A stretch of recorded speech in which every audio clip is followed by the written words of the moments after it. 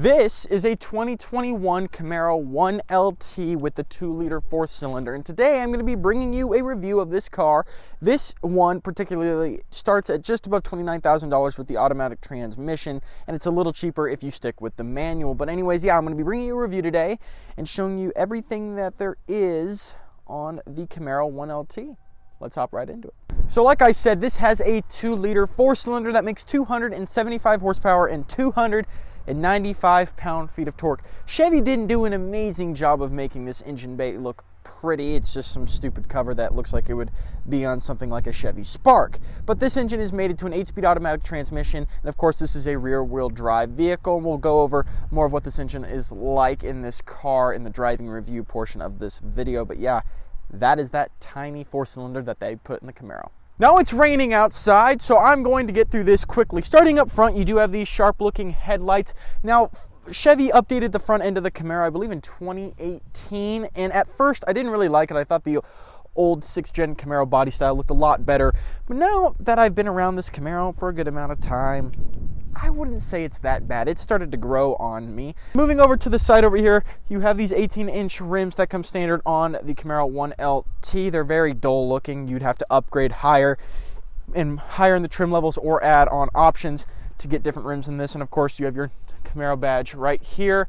The side of this car, I love the body design of it. Though you can see how small the windows are right here, that does impact your visibility a lot on the interior, and we'll go over more of that in the driving review. I love the taillights back here. They're very unique looking, and then even for a 4-cylinder, you do get two pretty large exhaust pipes down there. So you could probably trick anyone to thinking that you own a V6 until you actually start the car and it sounds like crap.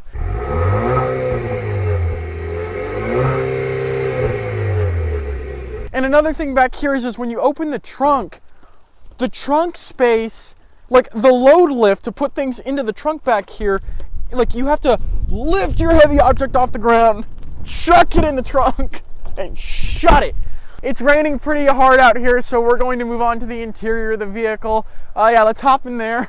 All right, now that we're out of the elements and inside the car, I can go over some of the stuff on the interior. On the 1LT, you get the 7-inch screen as standard, but you can upgrade to an 8-inch screen, and this runs Chevy MyLink system, and it is pretty responsive, and I do like it. Not as much as I like Sync 3. Uconnect is a little better. It just seems pretty bare bones, but it is responsive, and it has wireless Apple CarPlay and wireless Android Auto. Of course, you have your climate control vents down here, which I like how they're controllable by spinning the trim around the vents and everything like that. That is pretty nice. And then you have your drive mode selector right here. You have touring, sport, and then you have like a wet and slippery mode. Yeah, snow and ice mode. And then you have these pretty decently sized cup holders that can fit a small bottle of water. And if you want to plug in your radar detectors to avoid getting caught by the police, you have a 12-volt socket right here that you can plug in and lead up to here. Just if you're interested in that. Space in here. Center console is kind of horrendously small, not much space in there, but you do get 2 USB ports and an aux jack, which is surprising that you get an aux jack for a 2021 vehicle. Who uses that anymore? Phones don't even come with auxiliary ports. And then a decent sized glove box. Now, the materials in here, you do get some scratchy plastics up on the door and up on the dash, versus in the EcoBoost Mustang, the non-premium model, you do get some more leather like up on the dash in the EcoBoost, but you do have some nice soft touch areas like on the center console and on the armrests on the door. Gauge cluster, everything's mostly analog, but you do have a decently sized small gauge cluster screen in there that shows your trip information, tire pressure, fuel economy, your oil life stuff. Everything's basically in there and shows what drive mode you're in. But if you get the larger screen and go up a couple trim levels and get the larger screen for the vehicle, you get a lot more information in there. You can read your horsepower and torque and power readings live. And it has a G meter in there as well. Storage in here otherwise isn't the best. The sound system in here is pretty bassy for not being upgraded at all. I do like it. But here's where we can talk about that visibility. The roof or the windshield is so slanted, and the roof line is so low compared to like the Mustang or the Dodge Challenger that you just don't get much visibility. It's weird. It's something to get used to. You get used to it and then you drive fine, but it's different. versus the passenger doesn't have the bulge from the gauge cluster. The driver does, so it can impact some of your visibility and lowers that line of sight. The side windows are pretty small as well. And back behind you, you don't get a very large window back there as well.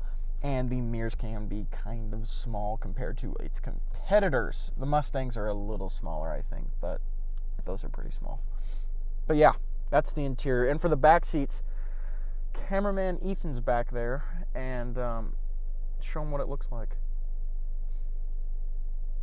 Yep, not much. Not much at all. Alrighty, so driving the Camaro 1LT with the 2-liter 4-cylinder. Whew. You know, it's not too much of a major difference from the EcoBoost in terms of acceleration and speed, but I can feel a little bit more turbo lag than the EcoBoost does, which is this car's biggest competitor. As for visibility, I mentioned that a bunch earlier. I can literally do this with my hand and touch the gauge cluster to the window. That's the top of the window. And yeah, right there, that's the gauge cluster to the roof. That's how small my window of visibility is for the front windshield. And the sides aren't that much better. And then if you look behind you, there's not much room back there to see what's going on in your blind spot, since this doesn't have blind spot monitors, nor does it have blind spot mirrors like the Mustang has. The gauge cluster in front of you is good enough, has plenty of information. I already went over some of the stuff in there. It's nothing crazy. It doesn't have any crazy functions that you would think. It has a manual mode for this 8-speed gearbox, and it is decently responsive, but I've seen faster. And when you finally put your foot down, it does get up there in speed. It's slower on the downshifts and quicker on the upshifts. As for comfort for this vehicle, it does feel nice. I feel like the seats can be a little hard on the back, but the bolstering is nice on the sides and keeps you in place around corners. And then as for gas mileage, right now this is getting 29.3 miles per gallon average. My EcoBoost only gets about 22.5. Visibility out the back is pretty horrendous compared to other vehicles. I wish it was a little larger. As for steering, in sport mode, it is pretty direct and you feel everything on the road. You feel decently connected with the road and the tires. And then you drop it over back into comfort mode using the drive mode selector down here, and the steering lightens up and it becomes more of a cruiser. And then snow and ice, of course, that drive mode basically will limit your throttle response, limit the power of the vehicle, and make the steering just about as light as you were in tour mode. This is foot down. It's holding pretty well, feels pretty stable. And that was about 100 miles an hour, a little over. The only thing with the EcoBoost is it feels a little bit quicker, and it does make 55 pound-feet more of torque and about 35 more horsepower than this does. Alrighty, and that is the 2021 Camaro 1LT with the 2-liter 4-cylinder. If you like this video, make sure you hit that like button down below, and if you want to see more from us, make sure you subscribe, and I will see you all in the next video.